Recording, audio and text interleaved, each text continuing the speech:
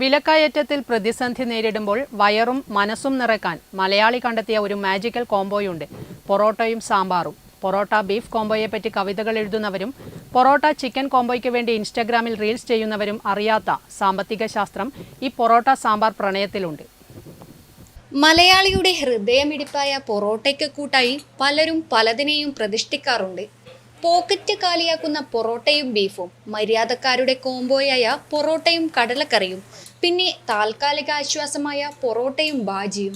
എന്നാൽ ഇവയെല്ലാം കീശയുടെ കനം നോക്കി മാത്രം കഴിക്കുമ്പോൾ യാതൊരുവിധ അഹങ്കാരവുമില്ലാതെ ഓർഡർ ചെയ്യുന്ന പൊറോട്ടയുടെ എണ്ണത്തിനനുസരിച്ച് എത്ര സാമ്പാർ വേണമെങ്കിലും സൗജന്യമായി കോരിത്തരുന്ന ഹോട്ടലുകളുമുണ്ട്.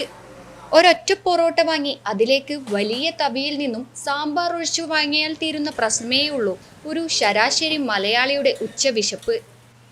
മൈദ ആരോഗ്യത്തിന് അത്ര നല്ലതല്ലെന്ന് ഡയറ്റീഷ്യന്മാർ വിളിച്ചു പറയുമ്പോഴും ഈ കോംബോയെ കൈവിടാൻ സാധാരണക്കാരൻ തയ്യാറല്ല. കാരണം മറ്റൊന്നുമല്ല, സാമ്പാറിലെ പച്ചക്കറികൾ മൈദയുടെ ദോഷങ്ങളെ ബാലൻസ് ചെയ്യുമെന്ന ഒരു അന്താരാഷ്ട്ര തത്വം മലയാളികൾ പണ്ടേ കണ്ടുപിടിച്ചിട്ടുണ്ട്. മാത്രമല്ല, സാമ്പാറിന്റെ വില എപ്പോഴും സൗജന്യ ലിസ്റ്റിലായതുകൊണ്ട് എത്ര വാങ്ങിയാലും ആരും ബില്ല് ചോദിക്കില്ല എന്നൊരു മനഃശാസ്ത്രപരമായ ആശ്വാസവുമുണ്ട്. ബീഫും ചിക്കനും കഴിക്കാൻ പോക്കറ്റിൽ അത്യാവശ്യം പൈസ വേണം.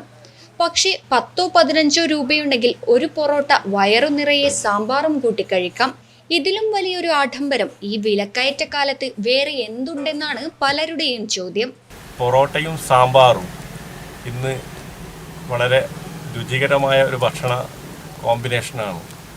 മലയാളിയുടെ മനസ്സിൽ എന്നും നിറഞ്ഞു നിൽക്കുന്ന സാമ്പാർ എന്ന കറി എല്ലാവരുടെയും നാവിൽ രുചിയേറുന്ന ഒരു വിഭവമാണ്. അതിൻ്റെ കൂടെ പൊറോട്ടയും കൂടെ ആയാൽ ഏറെ സ്വാദിഷ്ടമായിരിക്കും എന്നാണ് പൊതുവെ അഭിപ്രായപ്പെടുന്നത്. വെറും ഒരു വിശപ്പകറ്റൽ മാത്രമല്ല ഈ കോംബോ. കോളേജ് ലൈഫിൽ പൈസയില്ലാതെ കയ്യിലിരുന്ന 10 രൂപ നോട്ട് ഷെയറിട്ട് ഒരു പ്ലേറ്റ് പൊറോട്ടയും സാമ്പാറും വാങ്ങി 4 പേർ പങ്കിട്ട് കഴിച്ച സൗഹൃദത്തിന്റെ ഓർമ്മകളുണ്ട് ഇതിൽ. ആദ്യമായി നഗരത്തിൽ ജോലിക്കെത്തി ശമ്പളം കിട്ടാത്ത ആദ്യ മാസങ്ങളിൽ വിശപ്പിനെ തോൽപ്പിച്ച ബാച്ചിലർമാരുടെ അതിജീവനത്തിന്റെ കഥയുമുണ്ട്.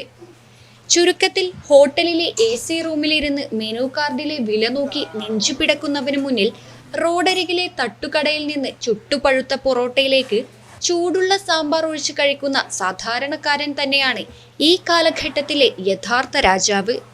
കീശ ചോരാതെ മനസ്സ് നിറയ്ക്കുന്ന ഈ കോംബോ ഇനിയും തലമുറകളോളം മലയാളിയുടെ വിശപ്പടക്കുമെന്നതിൽ യാതൊരു സംശയവുമില്ല.